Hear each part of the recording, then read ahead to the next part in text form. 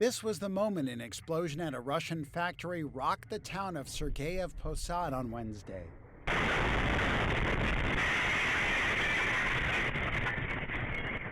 The blast, about 30 miles northeast of Moscow, sent a towering plume of smoke into the sky and startled residents who captured the aftermath on their smartphones.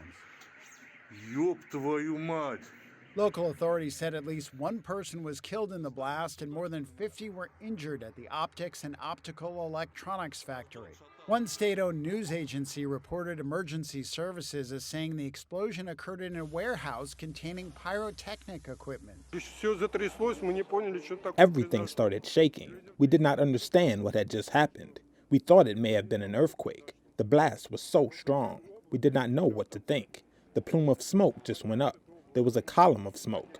All the dust was lifted off the ground and then covered us at the factory. Local resident and pharmacy worker Marina Voropayeva said it brought the Russia-Ukraine war closer to home.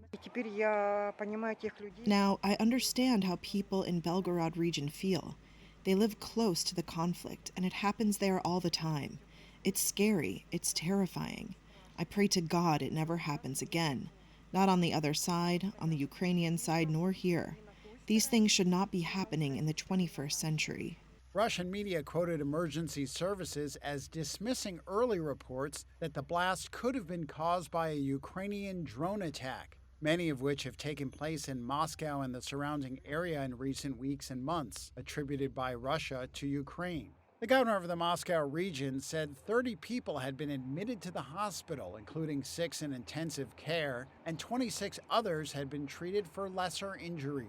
He also said 38 apartment blocks in the surrounding area had been damaged, along with 2 schools, a sports complex, and a store. The premises had been rented by a private firm, according to the local governor, who said a criminal investigation had been opened into possible violations of safety procedures. The factory produces optical equipment for industrial and healthcare applications, as well as for Russian security forces.